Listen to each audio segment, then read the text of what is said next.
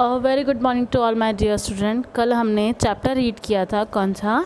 Proper sanitation. ठीक है, मतलब नेक्स्ट वेनसडे को हमने प्रॉपर सैनिटेशन वाला चैप्टर रीड किया था। तो आज हम क्या करेंगे, उसके question answer and make sure कि आपने उसके आउटकम्स ऑफ द चैप्टर अपनी कॉपी में ज़रूर किए होंगे। ठीक है, आउटकम्स ऑफ द चैप्टर आपको अपनी कॉपी में करने थे तो आपने उसको ज़रूर किए होंगे। आज हम उसके क्वेश्चन आंसर्स पढ़ेंगे और समझेंगे, तो आपको ध्यान से उनको समझने की कोशिश करनी है, इसलिए आपको इस वीडियो को पूरा देखना होगा। ठीक है, question number A, choose and tick the correct answer. हमें क्या करना है, चूज़ करना है अप्रोप्रिएट ऑप्शन को। ठीक है, फर्स्ट क्या दिया हुआ है, a dirty house is a home for insect, flies and squirrels, mosquitoes, monkeys and birds. अब जो डर्टी हाउस होता है उसमें क्या होते हैं, इंसेक्ट होते हैं, फ्लाइज एंड मस्कीटोज़। ये तो हमने चैप्टर के पहले ही पढ़ लिया था, तो option number B is the right answer. ठीक है, option number B is the right answer. ठीक है, मस्कीटोज़, जो डर्टी हाउस होता है उसमें क्या होते हैं, इंसेक्ट्स होते हैं, और क्या होते हैं, फ्लाइज एंड मस्कीटोज़। ठीक है, देखो सेकंड क्वेश्चन क्या दिया हुआ है, the drain should be properly dash. Drains मतलब मैंने आपको बताया था ना, ड्रेन्स का मतलब क्या मतलब था, नालियाँ। ठीक है, the drain should be properly dash. Drains क्या होनी चाहिए, अनकवर्ड, ओपन्ड, कवर्ड और नन ऑफ दीज। क्या होनी चाहिए, ड्रेन्स मतलब नालियाँ जो होनी चाहिए वो प्रॉपरली कवर्ड होनी चाहिए। अनकवर्ड होने पर क्या होगी, डिजीज़ होगी, डायरिया डिजीज़ होगी। ठीक है, टाइफाइड, ऐसे हमें बहुत सारी डिजीज़ हो सकती है, तो अनकवर्ड नहीं रखना चाहिए। तो option number C is covered. ठीक है, option number C is the covered is right answer. Okay, अब देखो क्वेश्चन नंबर थर्ड में आते हैं, स्पिटिंग का मतलब मैंने आपको बताया था, स्पिटिंग का मतलब क्या होता है, थूकना।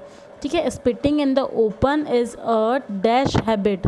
कौन सी हैबिट होती है, थूकना। अगर हम खुले में, मतलब खुली जगह पर अगर थूकते हैं तो वो कौन सी हैबिट होती है, A good habit, B healthy, C bad and D none of these। कौन सी हैबिट होती है, देखो, A good, B healthy and C bad and D none of these।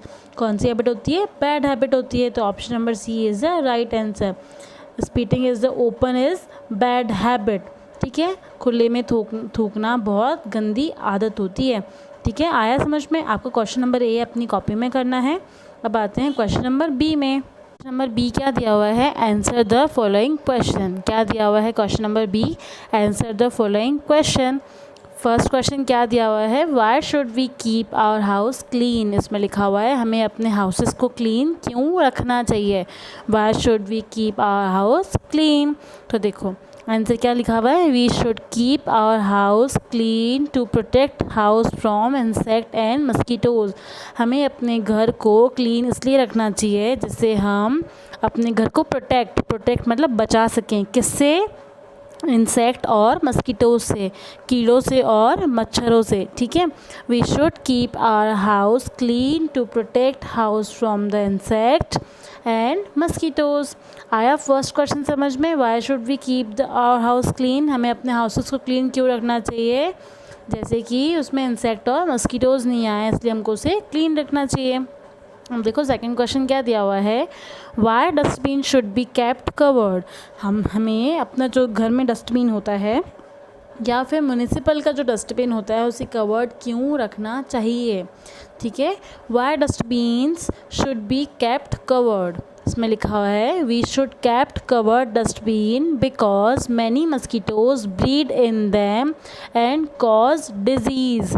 ठीक है, इसमें देखो क्या लिखा है, वी शुड केप्ट कवर्ड। हमें क्या करना चाहिए, केप्ट कवर्ड डस्टबिन, किसको ढक के रखना चाहिए, डस्टबिन को कवर करके रखना चाहिए। बिकॉज क्योंकि मैनी मतलब बहुत सारे, मस्कीटोज मच्छर, ब्रीड मतलब पैदा होते हैं, इन दैम एंड कॉज डिजीज़। जैसे जैसे गंदगी में मच्छर पैदा होते हैं और हमें क्या होती है, बीमारियां फैलती है। क्या फैलती है, बीमारियां फैलती है। इसलिए why dustbin should be kept covered, we should kept covered dustbin because many mosquitoes breed का मतलब होता है पैदा होना। ठीक है, क्या होता है, ब्रीड का मतलब पैदा होना, in them and cause disease. आया समझ में, we should kept cover dustbin because many mosquitoes breed in them and cause disease. अब देखो क्वेश्चन नंबर थर्ड क्या है। क्वेश्चन नंबर थर्ड भी बहुत इजी है। What will happen if we throw the garbage outside. क्या होगा अगर हम घर के बाहर गार्बेज मतलब कचरा अगर थ्रो करेंगे तो। क्या लिखा है, व्हाट विल हैपन, क्या होगा if we thrown the garbage outside. क्या होगा कि अगर हम घर के बाहर मतलब आउटसाइड द हाउस अगर गार्बेज मतलब कचरा फेंकेंगे, थ्रो करेंगे तो उससे क्या होगा। तो आओ पढ़ते हैं। If we throw garbage outside, अगर हम गार्बेज को आउटसाइड थ्रो करते हैं। इफ़ वी थ्रोन, अगर हम गार्बेज को आउटसाइड थ्रो करते हैं, then house will be dirt all around us. जो हमारा हाउस है उसके चारों तरफ, ऑल अराउंड अस का मतलब उसके चारों तरफ डर्ट मतलब गंदगी होगी, विच कॉज सेवरल डिजीज़। इससे क्या होगा, अगर हमारे घर के आसपास गंदगी होगी, अगर हम गार्बेज को अपने घर के बाहर मतलब आउटसाइड थ्रो करते हैं, तो हमारा जो होम है उसके ऑल अराउंड मतलब उसकी जो चारों तरफ से क्या हो जाएगा, वो डर्टी हो जाएगा। और उससे क्या होगा, डर्टी होने के कारण वहाँ पे इंसेक्ट्स आएंगे और मस्कीटोज़ होंगे, मस्कीटोज़ ब्रीड करेंगे। उससे क्या होगा, हमें बहुत सारी बीमारियाँ हो सकती है, डिजीज़ हो सकती है, लाइक मलेरिया, टाइफाइड, डायरिया। ये सारी डिजीज़ हमको उस गार्बेज से हो सकती है। इसलिए हमें हमेशा गार्बेज को कहाँ थ्रो करना चाहिए, हमेशा म्युनिसिपल की गाड़ी में थ्रो करना चाहिए, म्युनिसिपल बिन में थ्रो करना चाहिए, या फिर अपने घर के डस्टबिन में। और डस्टबिन भी क्या होना चाहिए, कवर्ड डस्टबिन होना चाहिए। कैसा डस्टबिन होना चाहिए, कवर्ड डस्टबिन होना चाहिए। ओके, अब देखो फोर्थ क्वेश्चन क्या दिया हुआ है, where should the dustbin be emptied. देखो इसमें लिखा हुआ है कि हमें डस्टबिन को कहाँ खाली करना चाहिए। अब हमारा जो घर का डस्टबिन होता है उसमें हम कचरा फेंकते हैं, ठीक है, बट क्या होना चाहिए, वो कवर डस्टबिन होना चाहिए। उसमें हम क्या फेंकते हैं, कचरा फेंकते हैं। पर जब वो कचरे का डब्बा जब भर जाता है, डस्टबिन जब भर जाता है, तो हम उसे किस में थ्रो करते हैं, किस में एम्प्टी करते हैं, म्युनिसिपल बीन्स में। तो देखो इसमें क्या लिखा है, the dustbin should B emptied into municipal beans और गार्बेज डम्प्स। गार्बेज डम्प्स का मतलब होता है जो कचरे के डब्बे होते हैं, ठीक है। म्युनिसिपल बीन्स तो वो होते हैं जो गाड़ी आती है ना, वो आपने गाड़ी का नेम भी सुना होगा, जो गाना गाती गाती आती है, स्वच्छ भारत का इरादा। वो जो गाड़ी होती है वो किसकी होती है, नगर पालिका की गाड़ी होती है। और ठीक है, यहाँ क्या लिखा हुआ है, गार्बेज डम्प्स मतलब कचरे के डब्बे। तो हमेशा हमें क्या करना चाहिए, where should the dustbin be emptied, हमें कहाँ डस्टबिन को एम्प्टी करना चाहिए, खाली करना चाहिए। The dustbin should B emptied into the municipal beans and और मतलब या गार्बेज डम्प्स। हमें डस्टबिन को म्युनिसिपल बीन्स होते हैं उसमें खाली करना चाहिए, या फिर गार्बेज डम्प्स में, ठीक है। अब आपका क्वेश्चन नंबर सेकंड भी हो गया है। अब हम आते हैं क्वेश्चन नंबर थर्ड में। क्वेश्चन नंबर थर्ड मतलब question number C, fill in the blanks. Okay, देखो फिल इन द ब्लैंक्स दिए हुए हैं और ये क्या है, आपकी हेल्पिंग बॉक्स है। ओके, ये क्या है, आपकी हेल्पिंग बॉक्स है। देखो फर्स्ट क्वेश्चन क्या है, a good house should have proper sanitary system. अगर हमारा घर अच्छा है तो उसमें प्रॉपर क्या होना चाहिए, सैनिटेशन सिस्टम होना चाहिए। सैनिटरी सिस्टम मतलब स्वच्छ सिस्टम होना चाहिए, ठीक है। A good house should have a proper sanitation system। sanitation मतलब हम फ्रेश होने जाते हैं, स्वच्छ होना चाहिए, ठीक है, हमारा घर साफ़ होना चाहिए। सेकंड देखो क्या लिखा हुआ है, we should keep surrounding clean. हमें अपने आसपास के चारों ओर को क्या करना चाहिए, हमेशा क्लीन रखना चाहिए। We should keep surrounding clean. फिर थर्ड क्या दिया हुआ है, एवरीबॉडी लाइक्स क्लीन हाउस। हम जो लोग हैं, सारे जो लोग होते हैं उनको क्या पसंद आता है, एवरीबॉडी लाइक्स क्लीन हाउसेस। जितने भी लोग होते हैं वो क्या पसंद करते हैं, क्लीननेस को पसंद करते हैं। क्या पसंद करते हैं, क्लीननेस से हम क्या रहते हैं, हेल्दी रहते हैं।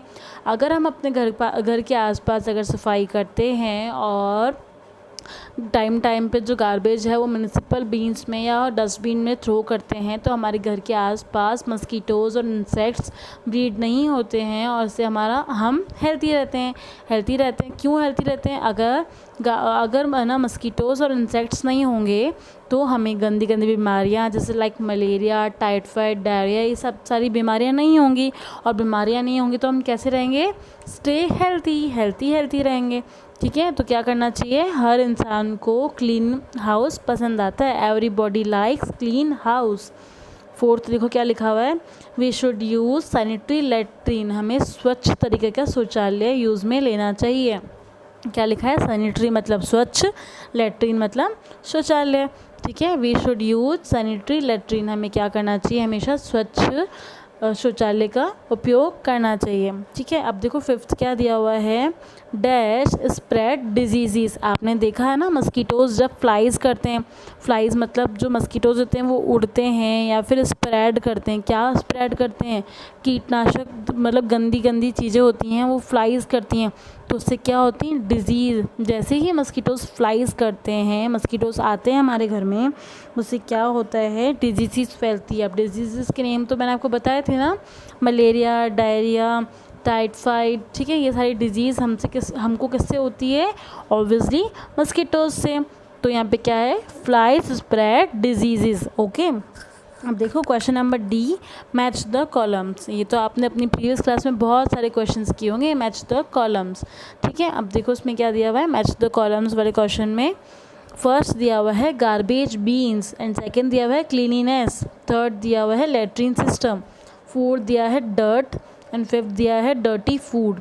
तो देखो हमें इसे मैच करना है, ये अरेंज्ड नहीं है, हमको इसे अरेंज करना है।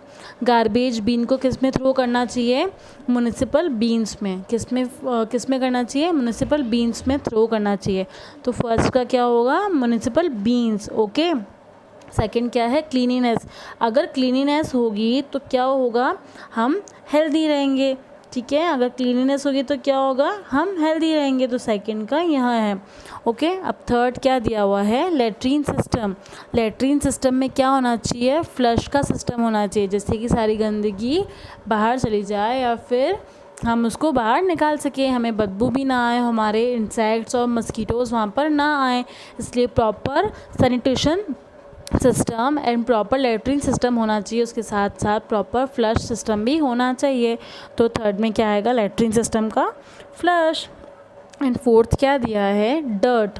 अगर हमारे चारों तरफ हमारे सराउंडिंग्स में डर्ट होगी तो क्या होगा? डर्ट के कारण क्या होगी? हमको डिजीज़ होंगी। डिजीज़ कौन कौन सी हो सकती है?